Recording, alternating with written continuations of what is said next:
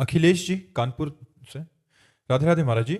महाराज जी, सतयुग में 10,000 वर्ष ब्रह्मचर्य से रहकर दाहिने पैर के बल अंगूठे पर खड़े होकर दोनों हाथ उठाकर मंत्र जप करने से जो फल मिलता था, वही कलयुग में केवल 24 घंटे नाम कीर्तन से उसी फल की प्राप्ति होती है। महाराज जी, 24 घंटे किस विधि से जप करें कि उसी फल की प्राप्ति हो? कृपया विधि और निषेध का वर्णन करें। अगर एक दिन के लिए आप ऐसा नियम ले लें कि प्रातःकालीन 4 से लेकर प्रातःकालीन 4 अगले दिन तक बिना कुछ खाए हुए वो 10,000 वर्ष तपस्या करे, तुम 24 घंटे कर लो नाम जप या नाम कीर्तन, तो जो 10,000 वर्ष का वो फल 24 घंटे। कलयुग का बहुत बड़ा प्रताप है, पर कलयुग में मन नहीं लगता। सबसे बड़ी समस्या ये है कि सतयुग आदि में मन बड़ा वो मतलब इतना मन को साधे हुए लोग थे कि कहीं भी मन से भी कोई पाप ना हो जाए। अपना तो अगर मन छोड़ दो तो पाप ही करता रहता है, और मानसिक पाप का भी दंड दिया जाता था। ये तो कलयुग की कृपा कहो कि कलि कर एक पुनीत प्रतापा, मानस पुण्य होए नहीं पापा। मानसिक पाप का दंड नहीं मिलता, नहीं और युगों में मानसिक पाप का भी दंड मिलता था। बड़ा सावधानी का प्रसंग है।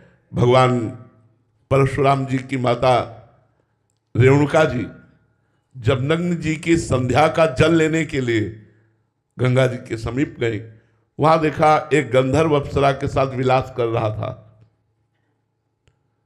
बस देखती रह गई।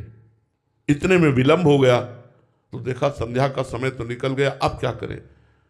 गई और सर झुका करके जल अर्पित किया। महर्षि जमदग्नि जी ने कहा विलंब का कारण, उन्होंने स्पष्ट कहा, मिथ्या भाषण नहीं किया। उन्होंने कहा गंधर्व अप्सरा के साथ केली कर रहा था, उसको देखने में हमारी रुचि हुई, इसलिए अपराध। एक पतिव्रता होकर दूसरे पुरुष के विलास को देखकर तुम्हारे मन में रुचि उत्पन्न हुई, इसलिए तुम दंडनीय हो, अपराधी हो, तुम्हें दंड मिलेगा। अपने पुत्रों से कहा उठो और इसका गला काट दो। किसी की हिम्मत नहीं हुई कि मां का गला काट दे। थोड़ी देर में देखा परम ब्रह्मचारी भगवत स्वरूप भगवान परशुराम जी फरसा लिए उपस्थित हुए। हर समय अस्त्र रखते थे। प्रणाम किया, उनका बेटा अपनी मां का गला काट दो। प्रश्न नहीं किया, तुरंत काट दिया। अपने भाइयों का गला काट दो, प्रश्न नहीं किया, तुरंत काट दिया। बोले मैं बहुत प्रसन्न हूं, वरदान मांगो। तो उनका मेरी माँ और भाई पुनः जीवित हो जाए, उनको ये स्मृति भी न रहे कि मैंने वध किया। सोचो, केवल गंधर्व और अप्सरा की केली को देखने का दंड दिया कि गला कटवा दिया। आज यहाँ क्या हालत है। भारत है ये धर्म भूमि है, ये ऋषियों की भूमि है। तो कलयुग में मन को समाहित करना बड़ा कठिन है। 24 घंटे मन को एक मंत्र में लगाना, एक नाम में लगाना। हम तो कहते हैं प्रयास करके देखो, बहुत अच्छी बात है। 24 घंटे न सही 10 घंटे तो लगेगा, आप लगा के देखो। प्रातःकालीन 4 बजे से अनुष्ठान लो। एक दिन भोजन नहीं पाएगा, जल नहीं पिएगा तो कोई मरेगा नहीं। 24 घंटे आज प्रातःकालीन 4 बजे से कल प्रातःकालीन 4 बजे तक मंत्रानुष्ठान।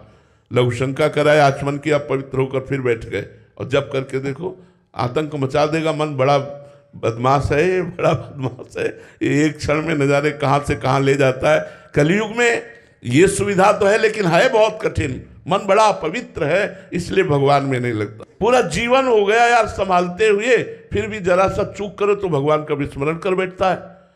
संसार के किसी भी दृश्य में राजी हो जाता है। बड़ा मतलब बड़ा विचित्र है। हम तो इसीलिए कहते हैं कि नाम जप करो, अपने कर्तव्य का पालन करो, क्योंकि साधना करके भगवत प्राप्ति करना बहुत कठिन है। वो हम सब लोग देख रहे हैं, अपने लोग देख रहे हैं। आप उचित धर्म पूर्वक विषयों का सेवन करो, नाम जप करो, अपने कर्तव्य का पालन करो, इसी से भगवत प्राप्ति हो जाएगी।